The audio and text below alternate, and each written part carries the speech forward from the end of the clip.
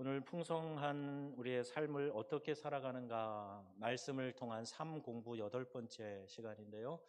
여기 출석 카드입니다. 이렇게 예쁘고 앙증맞게 만들어져 있는데 여기에다가 여러분 오늘 8번째 시간이니까 8이라고 써 있는데 밑에다가 날짜를 쓰시면서 출석 확인을 하시면 됩니다. 앞에 7번 말씀 전한 것도 다 우리 교회에 유튜브에 올라와 있으니까요. 혹시 방송으로 들으실 분들은 거기에 들으시면서 그 방송으로 했다고 온자 이렇게 쓰시고 날짜를 쓰시면 되겠습니다. 여기 모두 34번으로 되어 있는데 꼭 다 채우시면 좋겠어요. 감사하고요. 오늘은 예배에 대한 것입니다. 우리 사랑으로 드리는 예배 이렇게 되어 있는데요. 여러분 예배 그러면 무엇이 제일 먼저 떠오르십니까? 예배 그러면 제일 먼저 생각나는 것이 예배당, 찬양, 귀에 익숙한 찬양, 음악 이런 것도 포함이 되겠죠. 또 어렸을 때 내가 다니던 시골 고향 교회 예배당, 제가 엊그제도 저 김제에 이제 교회 이제 갔는데요. 옛날 교회는요 아주 큰 교회였다고 알고 있는데도 가보면 지금 우리 교회 이 건물의 한 반밖에 안 되는 것 같아요. 근데 그때 되게 큰 교회로 우리가 알고 있는데 이제 그런 교회들도 있고, 그럼 예배당, 그 예배당에서 나던 나무 냄새, 톱밥 난로 태우던 그때 그 정치와 그 나무 타는 냄새, 뭐 이런 것도 생각이 날 거고, 뭐 음악도 그럴 거고, 또 예배에 빠질 수 없는 설교에 대한 생각도 아마 나실 거다 생각이 들어요. 아까도 이제 우리 교회학교 유초동부 선생님들하고 그런 얘기 잠깐 교사회의 하면서 했는데, 아이들이 교회에 와서 물론 말씀도 듣고 이런저런 환경이나 교회에 대한 이미지도 새겨지겠지만, 무엇보다도 내가 교회 와서 선생님한테 이렇게 사랑받은 거, 격려받은 거, 칭찬의 말 한마디 들은 거, 이런 게 이제 평생 잊지 못할 마음에 아주 귀한 자양분이 이렇게 되어서 남아있는 것들을 또 보게 됩니다. 근데 여러분 예배에 대한 많은 것들을 우리가 생각할 수 있는데, 혹시 예배의 대상에 대해서는 좀 어떤가요? 여러분 예배를 누가 받으시는가? 내가 지금 이 예배 찬양 또 말씀을 선포할 때도 누구를 의식하면서 이 예배를 드리고 있는가? 예배의 대상에 대해서 한번 깊이 생각해 보셨나요? 전에 이제 제가 오래전에 읽은 책인데 홍세화 씨가 쓴 나는 파리의 운전사라는 제목의 책이 있어요. 파리의 운전사였다 뭐 이렇게 돼 있는데, 근데 이 책에 아주 재미있는 표현이 나옵니다. 이분이 이제 파리에 가서 특별히 할 일이 없으니까 이제 요새는 우버가 있지만 그때는 아마 회사에 등록해서 했을 거예요. 그런데 가서 택시 운전도 하고 이제 그러면서 한국 관광객들을 많이 봤다는 거예요. 이분이 책에 뭐라고 썼냐면, 이 한국 관광객들은 이상하게 관광을 할 때 뒤통수로 하는 것 같다. 뒤통수로. 이게 무슨 얘기인가 그랬더니, 유명한데 무슨 개선문이든 에펠탑이든 혹은 뭐 박물관이든 이런 데 가잖아요. 그럼 그 유명한 작품 앞에서 잠깐 보고 뒤돌아서 가지고 사진 찍는 거예요. 사진. 그걸 배경으로 해서 마치 뒤통수가 그걸 보는 것처럼. 그래서 한국 사람은 관광을 뒤통수로 한다. 이런 이야기를 남긴 것을 보았어요. 제가 이제 파리에 살면서 이게 봤더니 정말 그렇더라고요. 그러니까 문화, 예술 이런 거 잘 모르면요 그냥 피상적으로 보게 돼 있어요. 여기가 유명한 뭐라더라, 여기 아주 유명한 시인이 와서 차 마시던 곳이라고 하더라. 그러면 거기에서 이제 그 정치도 느껴보고 자세히 살펴보고 사진이나 써 있는 글귀도 좀 읽어보고 그래야 되는데, 사진 찍어 사진 찍기 바쁘고, 야 가자 그리고 다음 코스로. 이게 이제 관광하는 모습이 되어서 뒤통수로 한다. 루브르 박물관 같은 데 가도 그래요. 한국 뭐 관광객들 단체, 특히 단체 관광객들 보면은 그 루브르를 몇 시간에 다 돌고 나와요. 빅 돌고 나와요. 또 가이드가 있으면은 몇 군데만 딱딱 집어서 설명해주고 그냥 데리고 나옵니다. 그럼 빠르면 30분, 뭐 길면 한두 시간 이제 그러거든요. 그런데 만약에 전공한 사람이 지금 루브르에 갔다. 더군다나 이렇게 그림이 있는 곳에 가서, 내가 지금 무슨 그림을 전공하는 학생이고 전공한 화가고 그렇다면은 그림 있는 데 가서 그렇게 쓱 보고 가겠는가? 자세히 보겠죠. 어떤 화법으로 그려졌는지, 그리고 구도는 어떻게 됐고 빛의 양은 어떤지 이런 것들을 아마 자세히 살펴볼 겁니다. 전공한 사람은 보는 시각이 다르겠죠. 예술의 조회가 깊은 사람이라면 루브르 박물관 같은 데는 며칠을 봐도 다 못 봐요. 꼼꼼하게 보다 보면은 뭐 하루 갖고도 안 됩니다. 네, 이렇게 시간이 모자랄 텐데, 문화 예술만 그런 게 아니고요. 야생초, 나무, 꽃 이런 데 좀 조예가 있는 분들이 있어요. 관심이 있고 조예가 있는 분들. 그리고 이 권사님은 제가 다니다가 예를 들어 같이 동행할 때 뭐 차를 같이 타고 간다든지 그러면 어떤 나무나 꽃에 대해서 물어보면 이름을 다 알고 계시더라고요. 그래서 저는 이제 몇 번 들었는데도 저는 잊어버리는데 관심 있는 분들은 이름도 알고 생태도 알고 그래요. 또 이제 유심히 관찰하면서 어떤 변화가 있는가, 어떤 차이가 있는가 이것을 잘 알고 또 감동을 하고 즐거워하는 거죠. 마찬가지로 우리가 하나님에 대해서 알면 알수록 그분에 대한 감탄, 감사, 감격 이런 것들이 더 깊어진다는 거예요. 내가 아는 만큼 보인다 이런 말 들어보셨죠? 뭐를 아는 것만큼 그것에 대해서 깨달아지고 이해가 깊어지고 그러는 거죠. 성경을 통해서 하나님을 알면 알수록 하나님이 정말 신묘망측하시다. 정말 하나님은 광대하시다. 이런 것들을 이제 더 깊이 깨닫게 되는 겁니다. 예배가 무엇인가? 하나님은 어떤 분인지 또 그분이 하신 일은 무엇인지 이런 거를 알아가면서 우리가 그분에 대해서 먼저 감탄하는 거예요. 그분에게 몰입하는 겁니다. 잘 모를 때는 건조하고 재미가 없을 수도 있어요. 그런데 또 시간이 지나고 조금씩 알아가면서 하나님을 더 알고 싶은 그런 마음이 생겨가는 겁니다. 알면 알수록 하나님에 대해서 더 알고 싶고, 하나님을 사랑하면 사랑할수록 더 사랑이 가고 사랑하고 싶고, 더 사랑하고 싶고, 이런 마음이 이제 계속 들어가는 거예요. 살아계신 하나님께 인격적으로 반응하는 것, 이것이 초대교회 교인들의 특징이었습니다. 그러니까 지금 하나님이 이곳에 계시고 나와 함께 하시면서 내가 하나님을 향해 올려드리는 거룩한 예배를 받으신다. 이 마음을 가지고 예배하면요.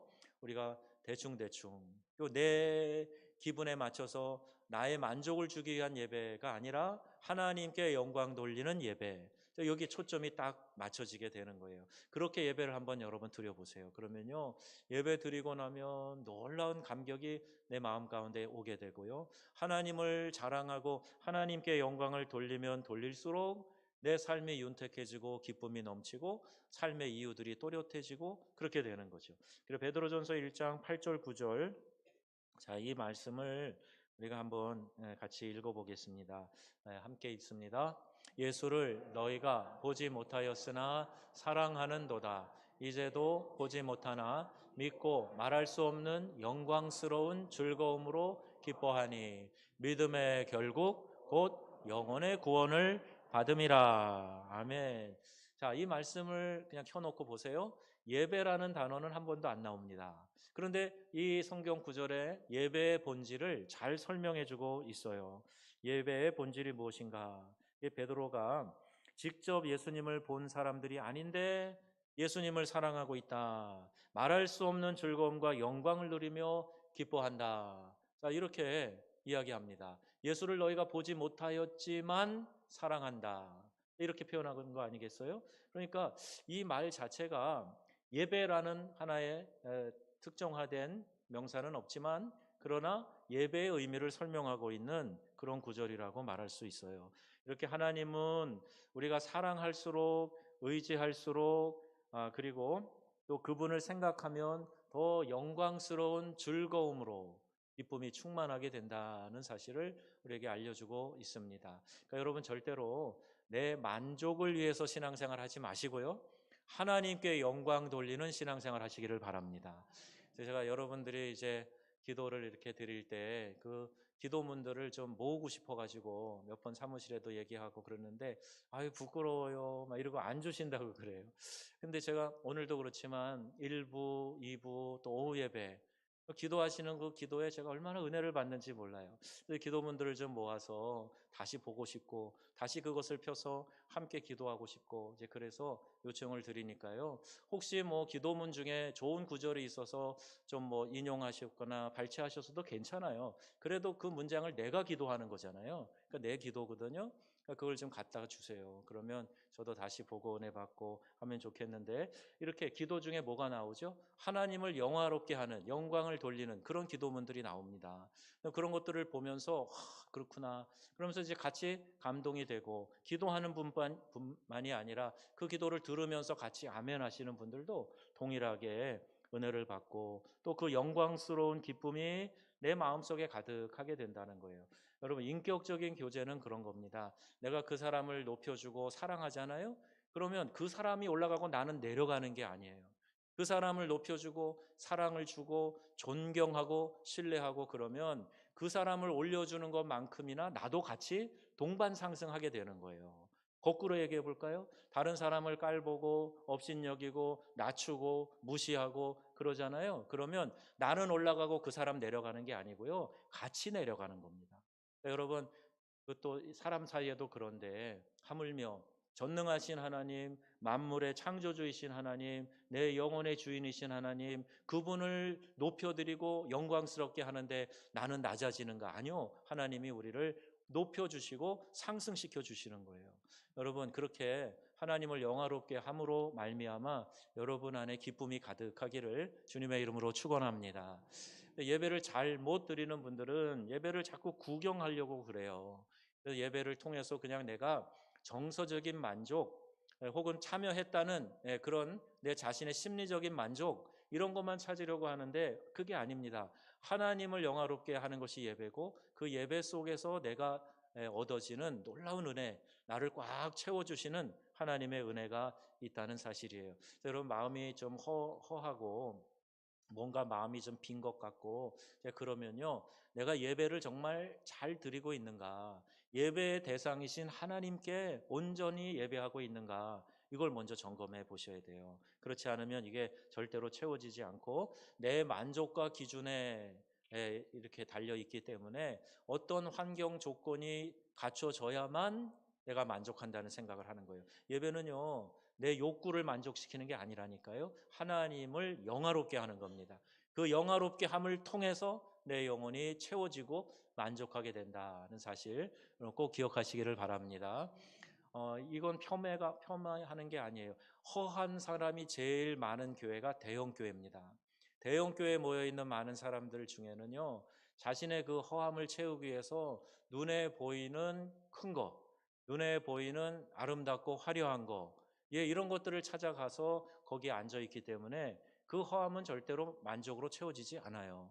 시골 교회에서 그리고 사람도 많지 않지만 내 자신이 하나님 앞에 납작 엎드리는 마음으로 프로스쿠네오 그 마음으로 하나님 앞에 경배하는 참 예배자들이 몇 명이라도 있는 그 교회에서 내가 함께 예배하면 여러분 심령에 놀라운 은혜가 임하게 되는 거예요. 환경과 조건 찾아가는 게 아니라 내 중심이 코람데오 하나님 앞에 서 있다. 그 하나님을 영화롭게 하는 것이 예배다 하는 사실을 여러분 꼭 기억하시고 그 하나님이 나를 만나 주시는 예배 자리에서 인격적인 교제를 하나님과 누리실 수 있게 되기를 바랍니다. 그래서 예배를 통해서 하나님이 나에게 뭘 주시지, 무슨 메시지를 주시지, 그걸 잡으셔야 돼요. 그리고 하나님을 찬양하면서 하나님이 내 마음에 주시는 감동 있잖아요. 그 감동을 붙잡으셔야 돼요. 그러면 그게 인격적인 교제를 나누게 되는 겁니다. 하나님은요, 거저 받으시지 않아요. 입 씻으시지 않아요. 하나님은 받은 걸 꼭 돌려주고자 하는 그런 마음을 갖고 계신 분이 하나님이세요.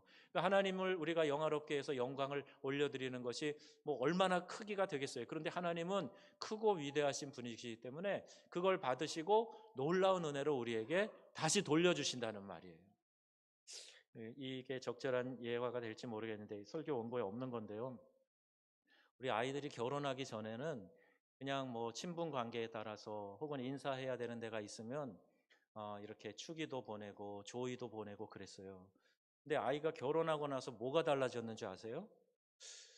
결혼할 때 이분이 축의를 했는가를 또 보게 되더라고요. 전에는 그런 거 하나도 안 따지고 했는데 이제는 그걸 보게 돼요. 그래서 뭐 많이 했으면 또 많이 해야 되잖아요. 그게 빗장구더라고요, 보니까. 그래가지고 또 보고 고려해서 하게 되는 거예요. 제가 그걸 보면서 묘한 생각이 들었어요. 아, 우리가 하나님 앞에서 이렇게 예배하고 하나님 앞에서 헌신하고 수고하고 이러는 거 공짜가 없겠구나. 아니, 사람 사이에서도 내가 빚진 마음으로 갚으려고 하고, 어제 밤에도 늦게 내가 막 그날 결혼한 사람 잊고 있다가 또 막 아는 목사님한테 보냈거든요. 아니, 그런 걸 보면서 사람도 이렇게 받은 걸 갚으려고 하는데 하나님이 안 갚아주시겠는가, 이런 마음이 어제도 들었어요. 여러분, 하나님께 예배하는 거 공짜가 없음을 믿으시기 바랍니다. 하나님께 영광을 돌리고 하나님 앞에서 주님의 몸된 교회를 위해서, 하나님 나라를 위해서 수고하고 헌신하는 거 하나도 그냥 잊혀지는 게 없어요. 다 기억되고 새겨지고, 너를 위해서 한 게 아니라 나를 위해서 한 거구나 하느님 아시고 기억하시면요, 여러분의 삶에 하나님께서 반드시 은혜로 갚아주실 것을 믿으시기를 바랍니다. 우리 명성교회가 이 자리에 오기까지 많은 분들의 헌신과 노력들이 있어요. 어떤 분들은 성구 이런 거 헌물하셔서 그 성구를 볼 때마다 내가 참 하나님 앞에 내 마음을 드렸던 그때를 아마 생각하실 겁니다. 뭐 자랑이나 뭐 이런 것이 아니라 그때 하나님을 사랑했던 마음이 기억이 나실 거예요. 우리 예배당 들어올 때 여러분 의자 하나하나 헌금하시고 그러면서 이 성물이 만들어졌어요. 우리 교회 이제 지난번에 우리 대학원 동기들도 많이 와서 이렇게 보고 가셨는데 이 의자를 참 이쁘다고 그러시더라고요. 그래서 얼마 들었느냐고 다 물어봐요. 그러니까 저는 금액조차도 잊어버렸지만은 하나님은요 다 기억하고 계세요. 우리 이름 헌금한 사람 거기 안 써놨어요. 그렇지만 하나님은 다 기억하고 계신단 말이죠. 그러니까 여러분의 헌신과 수고와 노력이 하늘에 상달돼서 하나님께서 큰 은혜로 갚아주실 것을 기억하시고, 예배드리는 한순간 한순간이 그러한 은혜를 내가 쌓고 있다 하는 생각을 여러분 꼭 가지셔서 기도의 자리, 예배의 자리 잘 지키는 우리 귀한 성도님들 되시기를 축원드립니다. 살아있는 예배는 하나님을 사모하는 것에서부터 시작이 돼요. 사모하니까 하나님을 더 알아가고 싶어 하는 거죠. 성경에는 이것을 그분의 얼굴을 구한다 이렇게 되어 있어요. 그분의 영광을 구한다 또 이런 표현으로도 나오고 있습니다. 하나님의 얼굴, 이것은 우리를 향하신 하나님의 은혜, 은복을 우리에게 베푸시는 그걸 상징하는 거예요. 우리도 외면한다 그러잖아요. 고개를 돌린다는 뜻이죠. 안 쳐다본다는 거예요. 그러면 관계를 안 갖겠다는 뜻이에요. 나 너한테 관심 없다. 그래서 손을 터는 거죠. 하나님이 우리를 향하여 그 얼굴빛을 향하여 드사 우리에게 평강 주시기를 원하노라. 아론의 축복처럼 하나님이 그 얼굴을 우리로 향하여 드신다 하는 것은 은혜와 복을 이야기하는 건데, 여기에 성경에 이렇게 그분의 얼굴을 구하는 것, 그분의 영광을 구하는 것, 이게 예배라고 되어 있습니다. 하나님을 알고 사랑하고 예배하는 것은 인간이 만든 예술 작품 감상하는 것과는 비교도 되지 않아요. 여러분 좋은 음악을 들어보세요. 그리고 좋은 작품 앞에 서보세요. 그러면 뭔가 가슴이 뿌듯한 감동이 있어요. 감동. 그게 예술이 주는 어떤 힘이라 그럴까요? 유익이라고 할 수가 있겠어요. 사람이 만든 예술 작품도 그런데 하물며 하나님을 우리가 대면하고 아련할 때, 하나님이 그 얼굴빛을 우리로 향하여 드실 때 우리에게 주어지는 것이 없겠느냐. 여러분 한번 상상해 보세요. 정말 놀라운 은혜가 우리에게 임하게 되는 겁니다. 그게 바로 예배를 통해서 이루어진다는 사실 여러분 꼭 기억하시기를 바랍니다. 그럼 예배가 어떻게 가능한가? 정말 우리 안에 예배하고 싶은 마음이 있을까? 또 하나님 편에서는 우리가 예배할 만한 자격이 될까? 전도서, 이 베드로 전서가 예배 본질을 설명하는 것이라면 요한 1서에는 이 예배가 어떻게 가능한지에 대해서도 설명해 주고 있어요. 요한 1서 3장 1절 말씀입니다. 읽어보겠습니다. 보라, 아버지께서 어떠한 사랑을 우리에게 베푸사 하나님의 자녀라 일컬음을 받게 하셨는가? 우리가 그러하도다. 그러므로 세상이 우리를 알지 못함은 그를 알지 못함이라. 아멘. 여기 보라 이렇게 시작되는 성경은요, 우리의 주의를 상기시키고 주목을 하라, 그런 중요한 얘기를 하니까 잘 들어봐 자, 이런 의미가 있어요. 영어에 listen 하고 뭐 얘기하는 것처럼 여러분 잘 들어보세요 하고 이야기하는 것과 같아요. 중요한 얘기죠. 아버지께서 어떠한 사랑을 우리에게 베푸사 하나님의 자녀라 일컬음을 받게 하셨는지 우리가 이것을 깨달으면요, 하나님의 자녀된 우리가 당연히 해야 될 것은 아버지의 얼굴을 구하며 하나님의 영광을 구하는 예배에 참여하는 것입니다. 자, 이것이 바로 예배가 가능한 이유인데, 보라, 하나님이 어떠한 사랑을 우리에게 베푸셔서 우리 같은 자를 하나님의 자녀라 일컬음을 받게 하셨는가? 우리가 과연 그러하도다. 자, 이렇게 감탄으로 되어 있어요. 우리가 감탄하며 읽어야 될 부분이 바로 이 부분입니다. 이렇게 감동하는 자세가 되어야 예배가 가능한 거예요. 내가 어떤 존재인데 하나님이 나를 사랑하셔서 예배할 수 있도록 불러주셨다. 여러분, 예배 자리에 앉아 있는 것이 여러분의 선택이고, 여러분이 그냥 뭐 예배 드릴게 이러면서 여러분이 뭐 기분으로 이렇게 베푸는 게 아니고요. 그 반대입니다. 하나님이 나 같은 사람 사랑하셔서 불러주시고 구원해 주시고 하나님의 자녀 삼아 주셨는데, 그것이 감격하고 감사해서 예배 자리에 나와 하나님을 영화롭게 하는 이 자리에 앉아 계시다는 거예요. 그래서 제가 아침에도 이 오후에도 이 자리에 앉아 계신 여러분들이 너무나 고맙고 감사해요. 하나님도 여러분들을 귀히 여기시고 영광 받으시며 그 받은 영광대로 우리에게 은혜를 베풀어 주실 줄로 믿습니다. 그런데 예배하고 싶은 마음이 별로 안 든다? 예배가 지겹고 재미가 없다? 왜 예배가 나한테는 이렇게 별로 의미가 안 되는가? 왜 그런가? 우리를 사랑해 주시는 그분을 내가 깊이 생각하지 않고 내가 형식적으로 예배에 앉아 있을 때는 누구나 그렇게 생각할 수밖에 없어요. 왜 예배 시간이 이렇게 길어? 설교는 10분만 하면 좋겠는데 꼭 2, 30분씩 해. 이렇게 하면서 자꾸 이제 예배 불평, 불만 이런 것들을 찾아가게 돼요. 여러분, 우리가 어떤 존재입니까? 지구상에 지금 인구가 빠르게 증가되고 있어요. 이제 80억 명 작년에 넘어섰죠. 그 중에 한 사람이에요. 여러분, 1000명 중에 한 명도 엄청난 인구인데 억명도 아니고 80억 중에 한 명이 바로 나란 말입니다. 스스로 생각할 때는 내가 우주의 중심 같죠. 나 중심으로 세상이 돌아가는 것 같죠. 그런데 그렇게 대단한 것 같지만 아니에요. 내가 여러분 이 땅에서 사라져도요, 세상은 멀쩡하게 돌아갑니다.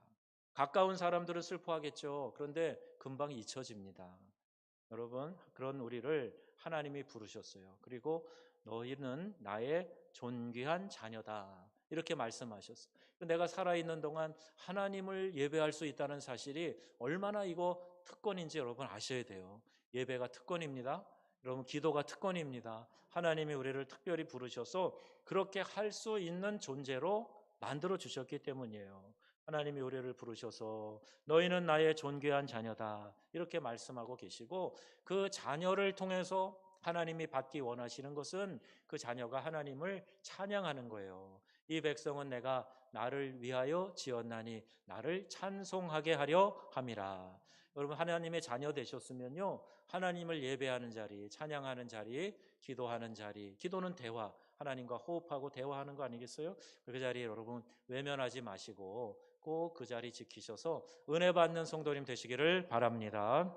왜 자신의 독생자 예수, 외아들 예수를 희생시키시면서까지 우리를 구원해 주셨는가? 그 하나님의 사랑을 생각하면 예배하지 않을 수 없다. 그래서 내 자신의 가치는요, 이렇게 하나님의 인정 속에서 생겨나는 겁니다. 우리 스스로는 예배 드릴 자격조차 없어요. 하나님을 향한 사랑 고백을 하기엔 너무나 초라한 존재들입니다. 하지만 하나님이 먼저 사랑하시고 우리에게 다가오셨기 때문에 그저 하나님 앞에서 하나님 감사합니다, 이렇게 감격해 하면서 예배하는 거예요. 예배는 그렇게 자연스럽게 하나님 앞에서 반응하는 겁니다. 여기 이제 3장 1절에 보라 이렇게 시작한다 그랬죠. 보라, 하나님이 어떠한 사랑을 우리에게 베푸셨는가. 그 사랑이 바로 우리를 하나님 자녀 삼아 주신 것이고 예배할 수 있는 특권을 우리에게 허락해 주신 겁니다. 여러분, 이 특권을 마음껏 누리시기를 바랍니다. 자, 예배에 두 기둥이 있어요. 하나, 요한복음 4장 24절인데요. 이 두 가지가 예배에 꼭 필요합니다. 이걸 꼭 붙잡고 여러분 예배를 하셔야 돼요. 자, 읽겠습니다. 하나님은 영이시니 영과 진리로 예배할지니라. 아멘. 하나님은 영이시라 그랬어요. 우리 눈에는 지금 보이지 않지만 하나님이 예배의 자리에 임재하셔서 예배를 받으신다는 말입니다.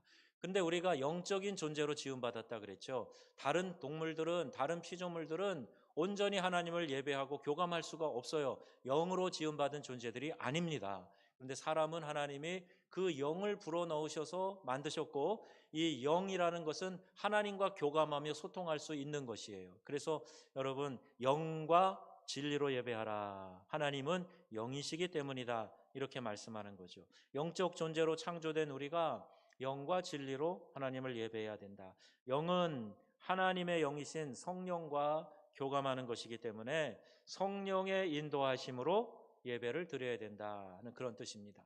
어제 신방하면서 이렇게 서두에 이런 여러 이야기를 했어요. 특히 우리나라가 이제 샤머니즘, 무속 신앙이 있지 않습니까?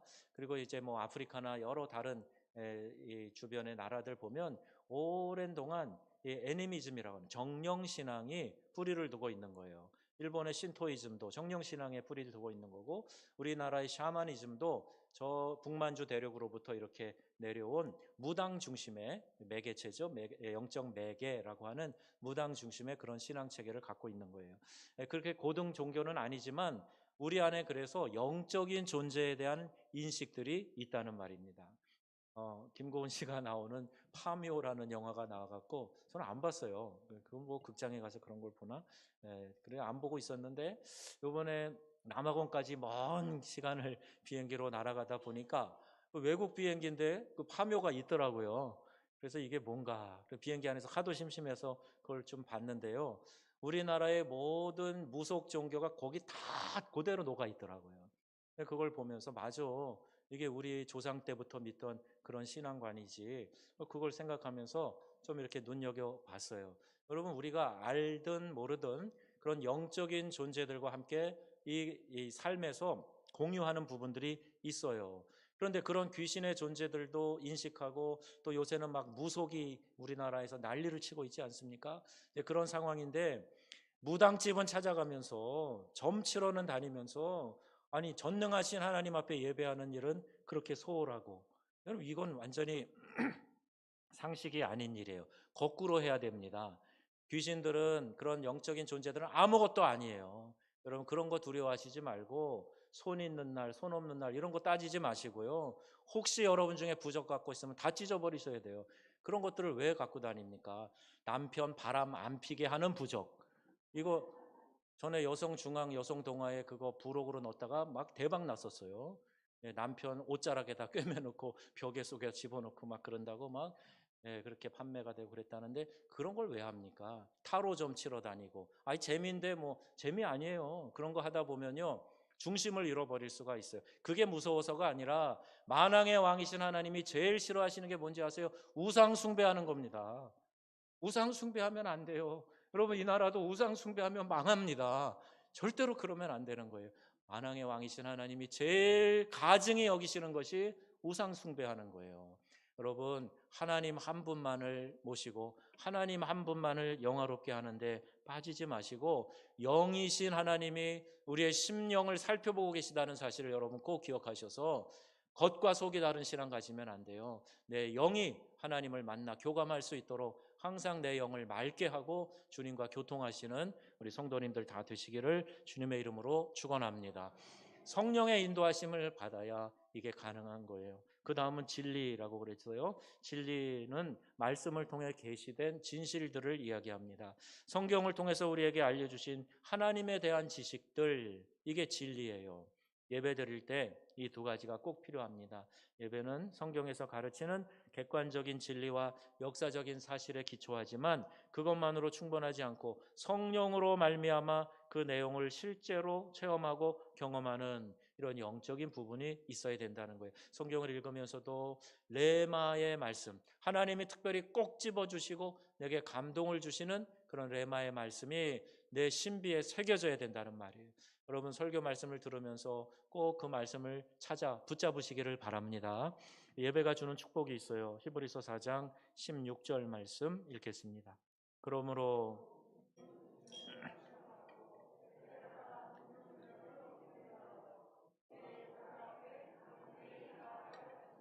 아멘, 아멘. 담대하게 은혜의 보좌 앞에 나아간다. 이게 예배라고 해요. 자, 이는 하나님께서 예수 그리스도를 통해서 가능하도록 길을 열어 주신 겁니다. 여러분, 우리가 아무리 예배하려고 그래도요, 하나님의 예배할 길을 열어 주시지 않았으면 예배 못 합니다. 우리가 어찌 하나님 앞에 나갈 수가 있겠어요? 하나님의 그림자도 우리가 볼 수가 없는 존재들인데, 그런데 하나님께서 예수 그리스도를 통해서 우리가 예배자로 직접 하나님 앞에 나아갈 수 있도록 길을 열어 주신 거예요. 그래서 특권이라고 말씀드리는 겁니다. 예수님을 통해서 예배가 가능한 거죠. 그런데 오늘날 이 은혜를 베푸신 하나님에 대한 경외감이 많이 사라졌어요. 나에게 구원받은 길을 열어주셨고 예배할 수 있는 특권을 주셨는데 그 하나님에 대한 생각이 직장 상사를 대하는 것만도 못해요. 그런 게 어떻게 경외함이라고 말할 수가 있겠습니까? 우리가 종종 그런 기도를 합니다만 또 극동방송 같은 데에 기도하는 것들이 이제 흘러나오는 걸 들어보면 나라를 위한 기도에 자주 등장하는 게 있어요. 위정자들이 하나님을 두려워하는 마음을 갖게 해주세요. 자, 이거예요. 그러니까 두려워하며 높인다. 이게 경외거든요. 두려움과 떨림으로 하나님을 높여드리는 거 이게 경외감인데 하나님을 경외하라 이렇게 말씀하고 있는데 하나님에 대한 공경, 하나님에 대한 두려움, 떨림 다 없어졌어요.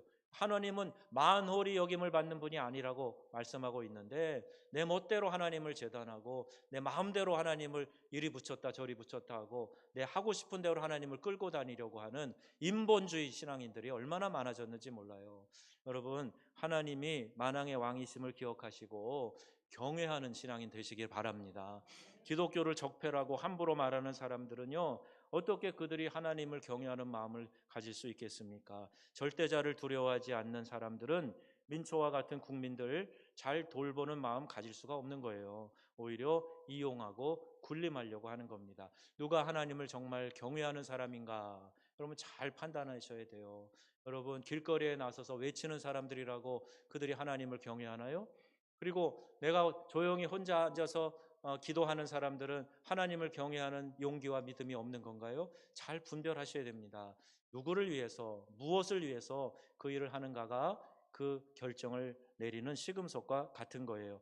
여러분 하나님을 두려워하는 마음으로 하나님 섬기시기를 바랍니다. 성경은요 하나님을 경외하는 것이 지식의 근본이다 이렇게 말씀하고 있어요. 우리 지혜서라고 하는 잠언서에도 보면은 하나님을 경외하는 두렵고 떨림으로 하나님을 높여드리는 것 이게 모든 지식보다 뛰어난 지식의 근본이 되는 것이라고 말씀합니다. 이 땅에 티끌 같은 인생이 창조주이신 하나님 앞에 절대 설 수 없는데 그럼에도 불구하고 그분을 나의 아버지라고 부를 수 있게 해주셨다.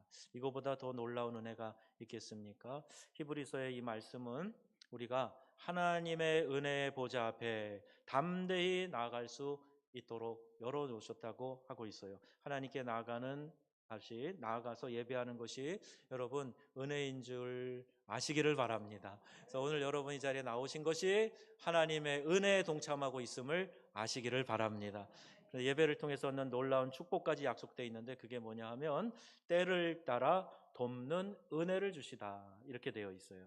이걸 세번역으로 보니까 이렇게 되어 있는데 제때 주시는 도움이라고 이렇게 번역되어 있어요. 때를 따라 돕는 은혜 그때 그때마다 하나님이 제때 주시는 은혜가 있는데 누구에게 있느냐? 여호와를 경외하는 사람들에게 있다는 말이에요. 참된 예배자들에게 있다는 말입니다.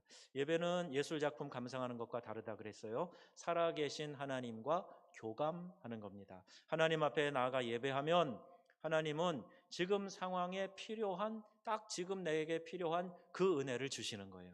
어떤 모임에 갈 때 중요한 일을 결정하기 전에 시험을 치는 순간에도 여러분 짧게 기도하면서 하나님의 도우심을 구하시기를 바랍니다. 때를 따라 돕는 은혜 하나님께서 반드시 베풀어 주실 줄로 믿습니다.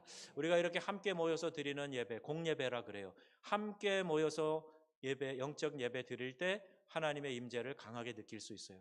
혼자 있을 때에도 예배자가 되셔야 됩니다. 하나님이 지금 내 앞에 계시다 생각하셔서 기도하며 단 1분이라도 예배하는 마음으로 찬송의 한 소절만 부르더라도 하나님 영광 받으시옵소서. 그리고 예배자로 있게 될 때 그곳이 바로 베트엘, 하나님의 집이 되는 거예요. 그곳에 바로 하나님이 천사가 사닥다리로 오르락 내리락 하는 것처럼 하나님의 영이 그곳에서 우리와 함께하는 것을 경험하게 되는 겁니다.